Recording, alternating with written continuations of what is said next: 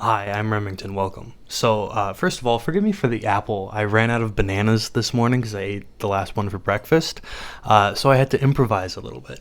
Also, forgive me for the mess that's behind me. That is kind of telling of my mental state over the past month. I didn't intend to take a month off, it just kind of happened. I found myself in a little bit of a reading slump, as well as just a slump in general, I guess. But I feel like I'm coming out of it now. And because of that, I didn't do a whole ton of reading in June. I read three books, including one that I DNF'd. But I read a decent amount in the month before June, whatever that is. My mind is not working well enough to think of that one right now. But anyway, May. I totally didn't just cut out like 30 seconds of me thinking of what month comes before June. But anyway, I feel like I'm coming out of that slump and I'm going to be able to do some decent reading in the month of July, hopefully. I'm still reading Jane Eyre, the book that I started while I was on vacation and planned on finishing weeks ago. But I've just been taking it really slow. I'm about halfway through and I'm liking it so far. So thank you to everyone who suggested that I read Jane Eyre while I was on vacation. It was a good read, even though I was not in the mood to really read much of anything during the past couple months. But anyway, the books that I read in May, I began the month with Unfollow by Megan Phelps Roper. This was one of the last books that I read for the project that I was working on a while ago. Basically, just looking at belief and why people believe the things that they believe. This book was originally, well, the book wasn't recommended to me, but Megan Phelps Roper's story was recommended to me by another book, which I've talked about before on this channel, which is How to Think by Alan Jacobs, which is a pretty good book that I would recommend, just about thinking and all the ways that goes wrong. But Unfollow is about Megan Phelps Roper's story of growing up in Westboro Baptist Church and how she was affected by that, and how she's a kind soul and she didn't want to antagonize people in the way that the church was known for, and she felt that it was wrong and that it conflicted with her beliefs and what she saw in the Bible. And because of that, she eventually left the church and was shunned from most of her family because of that. It's a really good story, and if you are at all interested in the topic of beliefs and deconversion, I guess, I would highly recommend this book. This also, in a similar way to Educated by Tara Westover that I read earlier this year, it gave me a new appreciation for my mother in the way that she was not okay with me leaving the church, but in the way that she was not combative, in the way that she, again, not accepting necessarily, because she cried when she found out, but she's not combative, and we can still have a good personal relationship with each other, even though we disagree just about as much as possible about the reality that we live in. But anyway, very good book. I'd probably give it, I don't know, it's hard to give a nonfiction book 5 stars, so I'd probably say more like 4. But yeah, I highly recommend it. If that sounds like your cup of tea, give it a shot. It's very well written. Next up, we have White American Youth by Christian Piccolini. This book was pretty good. Not quite as good as Unfollow, but it details the life of Christian Piccolini. It's a memoir. Him growing up with skinheads, essentially, and growing up in the racist hate movement that was the skinhead movement, and basically just not ever knowing really why he hated these people. Like, he didn't have good reasons for it. He was just repeating what he had heard from other people because he was trying to find somewhere where he belonged, because he didn't have anywhere that he felt like he fit in. And these people, the skinheads, were accepting of him, and he eventually became their leader. And so even though he never had good critical reasons to believe any of this stuff, he did, and he did a lot of damage because of it. And thankfully, of course, he came around and realized the error of his ways and the damage that he was causing to his personal and interpersonal relationships, and completely changed his life, and is now an advocate against everything that he used to stand for, pretty much. It's a pretty engaging book. It's well written, and if it sounds like it's up your alley, it's worth the read. I'd probably give this one more like 3.5 stars. That's not to knock on the book, but I'm trying to be stricter about my star ratings, because like 2.5 is like average book. I want to make that like my average, like nothing special, nothing horrible, just like it was a book. That's what I want 2.5 to be. So 3.5 is actually a decent rating in my opinion. Next up, we have The Sea of Tranquility by Emily St. John Mandel. This book was originally recommended to me by From the Heart YouTube channel. They made a video about it quite a while ago, and I don't remember much about what they said in it. I really need to revisit that video and like draw my own parallels based off of what I thought and what he thought. But after that video, I basically had it on the list of books that I want to pick up if I see them at a used bookstore, and I saw this one, so I did. And it was okay. It was not impressive, but it wasn't bad. There were certain things about it, like it's a sci-fi time travel book that is fairly contained in scope, I guess. There's not a whole ton going on within the book, and the overarching story is honestly mundane is the right word. Not to say that it was bad or that there weren't certain parts of it that were interesting. I really liked some of the ideas that were brought up in here, but for the most part it just felt very average. It was also a little interesting and also kind of weird too. This book was written during the COVID pandemic, and that is a core part of the story in some ways, or not necessarily a core part, but it rears its head pretty broadly in a couple sections in here, and that was very interesting to think about how history is going to look back on the pandemic and view it over time, and how that's going to change, and how big of an event it really was, even though now that it's over, it feels like it wasn't all that big of a deal, at least to me, because honestly it didn't affect me as much as it did the average person. There were some very beautiful lines in here, that's for sure, but again, overall it just didn't really captivate me. It wasn't bad enough for me to want to put it down, but I wasn't really excited to finish it either, and because of that I'm only going to give it 2.5 stars. Not a bad book, but it just wasn't for me. I guess it didn't capture my attention in the way that I hoped it would. Then there was Anxious People by Fredrik Backman. This was a DNF of mine. I found the way that he was writing the characters to be very annoying. They're very much larger than life caricatures of actual people. Like, it's not written to be realistic, pretty much. The people are way overblown in their personalities and their quirks and the way that they converse with the situation going on. It's about a man who ends up committing a robbery on not on accident, but not because he's a bad person exactly. It's complicated, but because of that, I really couldn't get into it. Like, I got most of the way through it. Honestly, I think I was, well, not most of it. I was a little bit more than halfway. And I was not hating it, but because of the way it's written and the weird characters, I just couldn't get over that until about halfway through.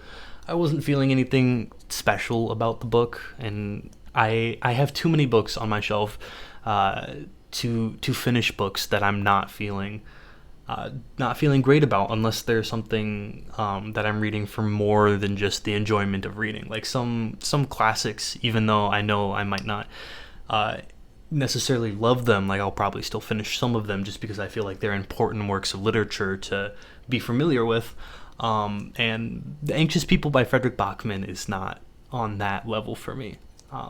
So because of that, I'm going to give it 2 stars. I know a lot of people really love it, and I could see aspects of that. of why you would, but it just did not click with me. And then a book that really did click with me was To Kill a Mockingbird. I'm honestly really glad that I didn't read this when I was younger, because I would not have appreciated it, almost dropped it, nearly as much as I do now, having read it when I'm 23 years old. And this is probably one that I will revisit once or twice, maybe even 3 times in the future, because there's a lot to it, even though it's such a simple book overall. Like, one of the things that really blew me away about this book is how self-contained it is, how there's not all that much going on for how much I felt like I got out of it. Like the Red Rising series, for example, it's a space opera about a galactic civil war. There's so much political intrigue, there's so many battles going on, there's so much to the story, and it's very good because of that. But this book, it's about a small town and just a crime that was committed, and somebody who was falsely accused of that crime, and the what happened because of that. Essentially, it is so much more contained and so much smaller, and yet I felt way stronger about this book than I did about those 3 that have so much more going on, so many more characters, so much more intrigue. But this one was just so captivating and so well written, and really picked that part of my brain, as well as the subject matter is incredibly important and applicable even still today, that this book I feel is infinitely more important than Red Rising. Red Rising's good books, like I said before, they're cracked my brain, but this far exceeds anything that Red Rising could ever be, in my opinion. Yeah, if you haven't read this book, like, please give it a shot. It's very good. 5 stars for To Kill a Mockingbird. It was excellent. I read The Little Prince by no idea how to say that, so I'm just not going to. But The Little Prince, it was a very sweet book. I read it over the course of 3 or 4 nights, just a little bit by little bit, because I think it's only like 100 pages long. Yeah, it's like 112 pages long, and it was just so refreshing to have this perspective of this child who hasn't been jaded by adulthood. Essentially, he doesn't have the same responsibilities, he doesn't have the same mindset. He's not concerned with things, or he's not concerned with matters of importance, as is a quote in the book that has really resonated with me. He's just going from planet to planet, meeting different people in their jobs that don't matter. Like, they're just made up. Like, most of society is just rules that we've constructed. There's reasons for it, but it doesn't have to be that way, and you don't have to put as much importance on as many aspects of it as we do. And that was an amazing reminder that The Little Prince gave me. There's so many things that I'm worried about that, in the grand scheme of things, just don't matter as much as I think that they do often. And because of that, and other reasons, like, it's just a very sweet book. Like I said, it's just like very, very comfy, very cozy, a great book to read before bed. It's very good overall, and I'm gonna give it 4 stars for The Little Prince. And then we have Legends and Lattes by Travis Baldree. This is a very popular one. You've probably heard of it many times before, if not read it before. But I finally got around to it, and it was just about everything that I wanted it to be. I went into it, really wanting a cozy book after coming off of The Little Prince. I wanted another thing that I could just read at night before I go to bed, just to kind of set the mood and, kind of relax after a long day. And this really fulfilled that spot for me. Just the way that the story, it's not that it doesn't have any action, because it has scenes where the tensions are kind of high, but overall the mood is very very laid back, and you know that everything's gonna be all right, and you're not too worried about anything. But at the same time, the characters and their interactions, although they can be a little bit cheesy at times, that's one thing that I will knock about the book.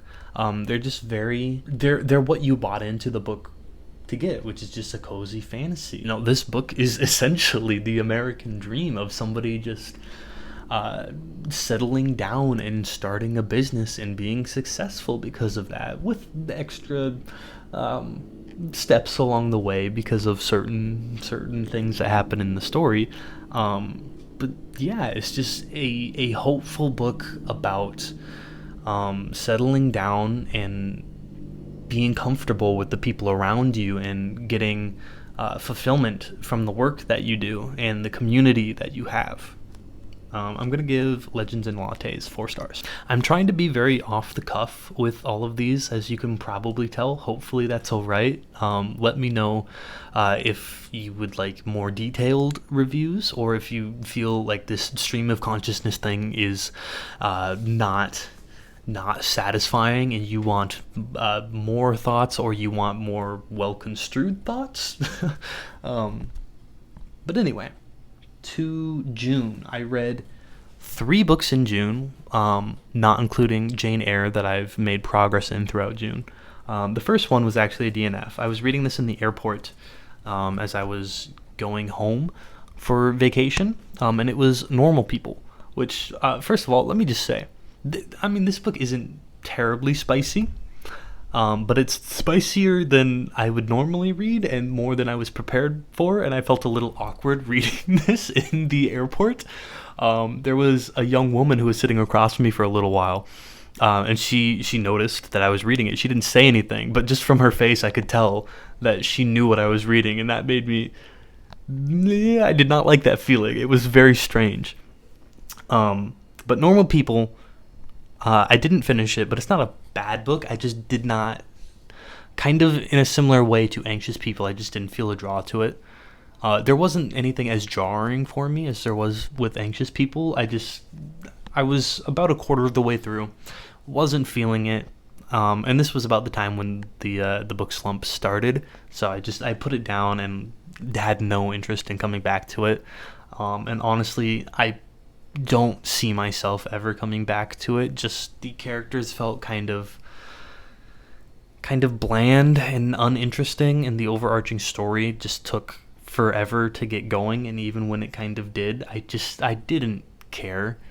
Like, as a man, I do feel like I like romance stories more than the average man. Like, I'm not particularly masculine in that way, but this one definitely didn't grab me. Then I read The Red Pony. This one I actually read about a week ago, and I read it over the course of 3 days.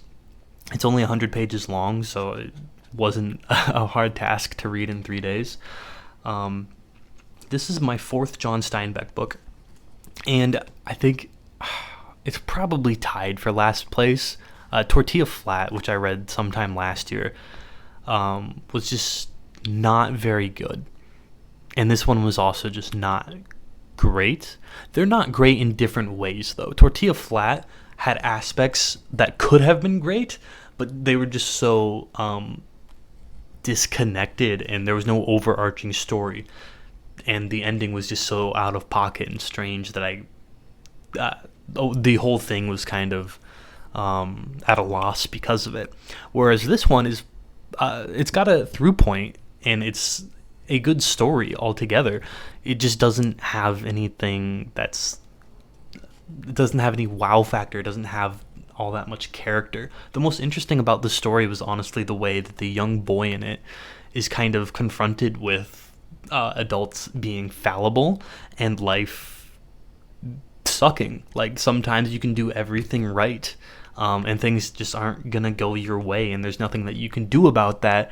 And you can blame people for that, but it's not going to get you the results that you want. And ultimately, you have to grow up and move on. That was the most interesting thing about this book. I don't mean to make it sound like it was terrible. Like, it was very readable. It was perfectly fine for what it is. And being as old as it is, that's probably an even greater accomplishment. But overall, if you are looking for a John Steinbeck book, I would highly recommend The Pearl over this, or even man, it's one of my favorite books. Why can't I think of the name?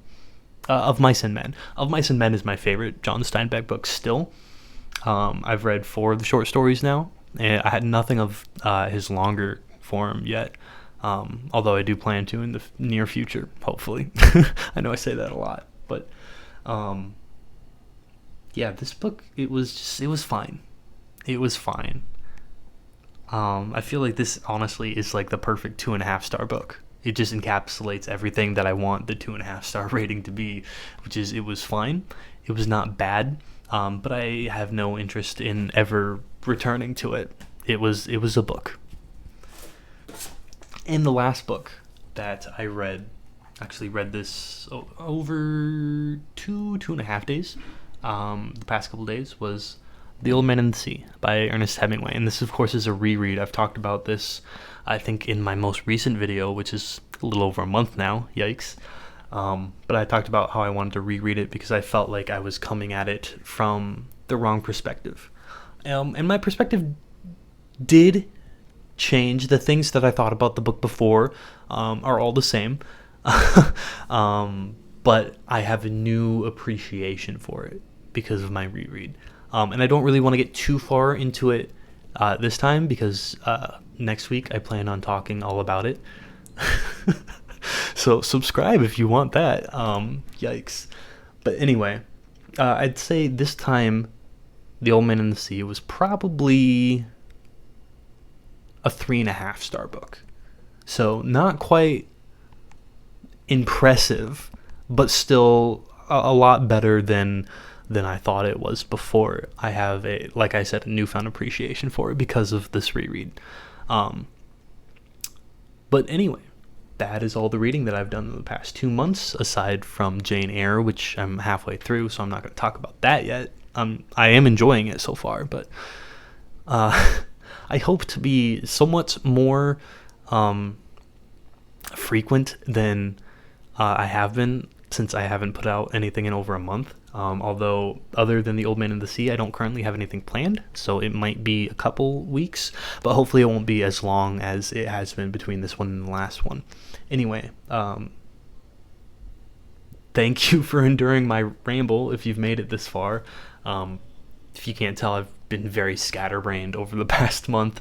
Life has just kind of beaten me down a little bit, but I feel like I'm coming back, and I'm better for it. Thank you very much for watching. If you've made it this far, I very much appreciate it. Feel free to do algorithm things if you'd like, but no pressure. If you have any feedback or things you'd like me to read, or just suggestions in general, that'd be greatly appreciated. If not, that's okay too. Anyway, I hope to see you in the next one. Peace.